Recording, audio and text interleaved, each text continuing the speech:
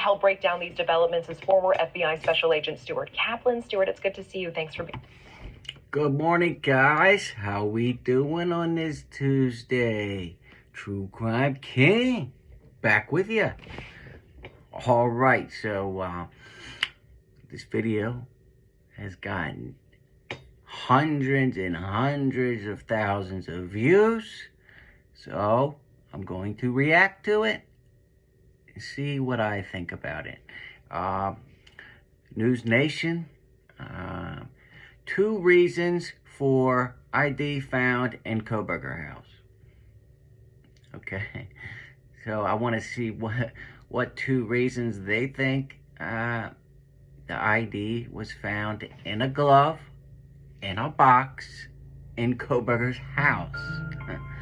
All right, not in a glove compartment, not in a car, in a glove, in a box, in Kohberger's parents' house in Pennsylvania. So here we go. Being here. Good to see you. Thank you, Natasha. And so I do want to ask what your thoughts are around this ID connected with someone in that Moscow home in Idaho being found in Kohberger's property. How big of a deal is this? I mean, obviously, it's a huge fucking deal, right? There's no reason why anybody in the whole world should have the ID from a deceased person that was in Moscow, Idaho, right? Come on. And especially if you're the #1 suspect, okay? I know there's some people commenting that think Kohberger had nothing to do with this. I know I got some subscribers like Janet, Isabel, right?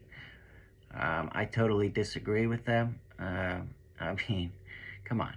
They found the ID in his house, in a glove, in a shoebox.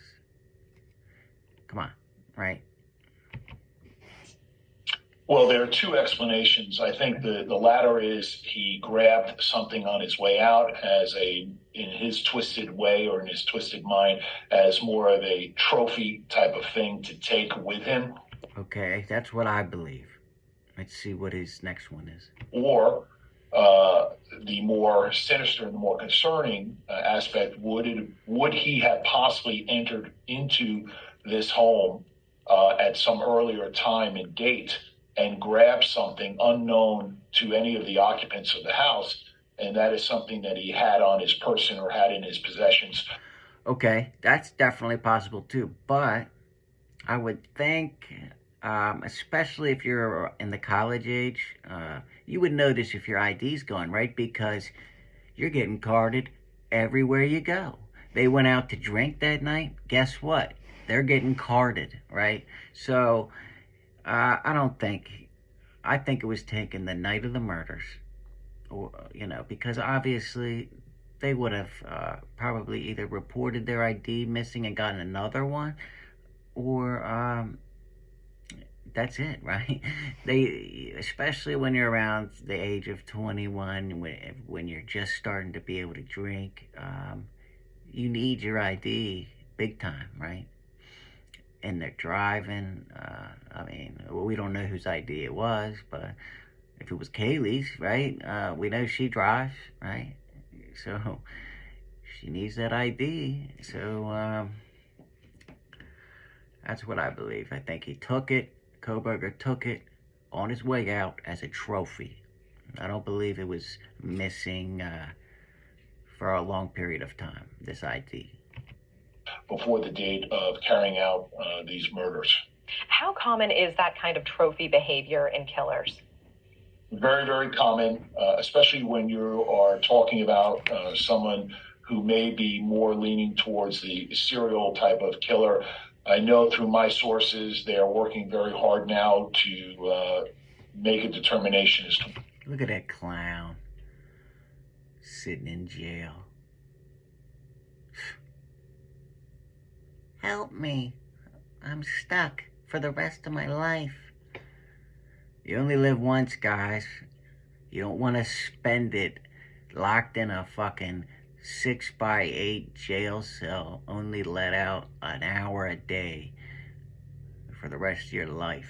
Do you know how long that is? I mean, just think about that next time you think about doing what Kohberger did, right? Whether or not Brian Kohberger is responsible for other unsolved or cold case murders.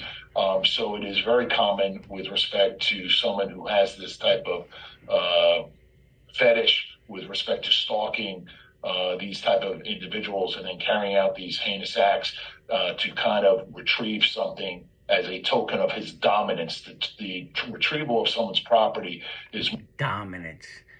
So Kohberger thinks he's dominant because he could overpower some girls and somebody that was like asleep in their bed with no way to defend themselves, and he's got a big knife that's made only for killing people, okay? That's called a coward. Not, there's nothing to be proud about for what Kohberger did, right? I mean, come on. More of a dominance, And that's not dominance, that's cowardly, right? In their twisted mind to say that I've won. Dominance would be, okay, there's two people of equal, let's just say 2 males or 2 females. They both know that they're about to get in a fight, right? And they both have the same weapon, right? Or whatever weapon of choice, let's just say. And then, okay, one comes out victorious, okay? Then that would be dominance, right? This is just sneaky, coward, clown activity. One, because I have something that belonged to you. And let's talk more about that, because as you said, we are learning that Pennsylvania police are investigating Kohberger for possible involvement in other crimes. Is this common for high-profile murder suspects, and would you be surprised if something did turn up?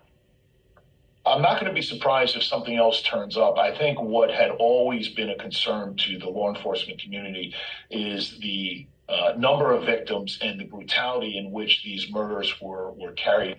Yeah, and I just did that video that everybody's talking about the Dana Smithers case and how they're trying to connect maybe Kohberger to the Dana Smithers case. I personally believe Kohberger did not have anything to do with the Dana Smithers disappearance. I implore you to go watch my video on that. Just did it 2 days ago. But if you want to hear my reasons why. But, truth and transparency, drunk turkeys, they think otherwise. They think differently than me, but that's okay. But let me know what you guys think. I think it's just not consistent with someone who would have gotten up on some particular day for the first time and then decided to carry out a murder. This person obviously had to have had some sort of planning and plotting and some sort of mental defect, certainly at the time carrying out this type of horrific, quadruple homicide. And I think the law enforcement community, the investigation has really ironically taken off and has accelerated since the date of the apprehension. Now, law enforcement in connection with this. Well, we know he's definitely got a mental defect, okay? And I don't think it was just the night of the murders. It's always been there, right? You don't commit a quadruple homicide and not have something severely fucked up in your head, right? This case did an incredible job with respect to leading up to the apprehension of Brian Kohberger, but it has really, from my sources, accelerated with respect to making a determination as to whether or not he may have been responsible for other murders closer to where he resided with his parents. And we are also learning that Kohberger allegedly cyberstalked one of the victims from the Moscow, Idaho home. And of course, they're looking at his phones, looking at potentially images of the victims that he had. she said cyberstalked, but I also think he was physically stalking them, right? I mean, he was at the campus so much people thought he went there, right? Come on, he he was seen on video many times before the murders occurred around that area, which he would have no reason to be around that area, right? I mean, he's in Pullman, Washington. That's where he's at. There's no reason to be around the King Road house, especially all those times, right? Had stored on his phone. I don't care if it's 10 miles away. I mean, what are you doing around the King Road house that many times? Help explain to us, because, Kohberger had training in this area. If he did commit this crime, why would he keep a trophy or an ID that clearly connects him to one of the victims? Why would he not? He would keep it so he could go back and relive, the, I guess, adrenaline. I mean, he gets enjoyment out of this. A lot of killers get sexual gratification from doing shit like that. I mean, that's how fucked up in the head they are, right? Not wipe his phone of images of the people that he allegedly killed. Well, to your last point, the technology is advanced, and certainly in the technology with respect to the FBI and on the level of technology that has been developed by the FBI and in partnership with various technology companies, it is almost virtually impossible to thoroughly scrub and delete any of your social media platforms, whether it's photographs, text messages, Snapchat, or otherwise. And that's just the reality. The technology that law enforcement now has is able to dive back in and be able to retrieve certain footprints that will then be able to reveal what you thought at the time you deleted, whether it's a text message, a photograph, or some other form of communication. And I think that... Well, that's why Kohberger should have destroyed the phone, right?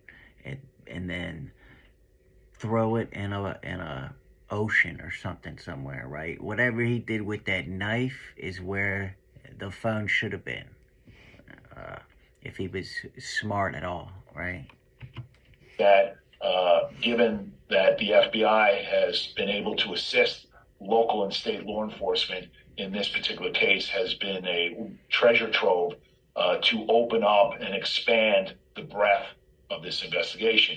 Now, with respect to whether or not Brian Kohberger, I think his arrogance, I think there's a obvious degree of arrogance that this defendant maintains and has with respect to thinking that he's better and dominant of those people. I think that's his modus operandi, where he has a dominance feeling that he is stronger and more powerful and smarter. But ultimately, I think it showed that he was not stronger or more powerful or smarter, because law enforcement quickly was right on the heels. Yeah, they were. I mean, it didn't take law enforcement long to catch Kohberger, right? I mean, you see, like the Golden State Killer, just to name one, that who was on the loose for decades, okay? Kohberger didn't last, what, a little over a month, right? Clown. You're not that smart.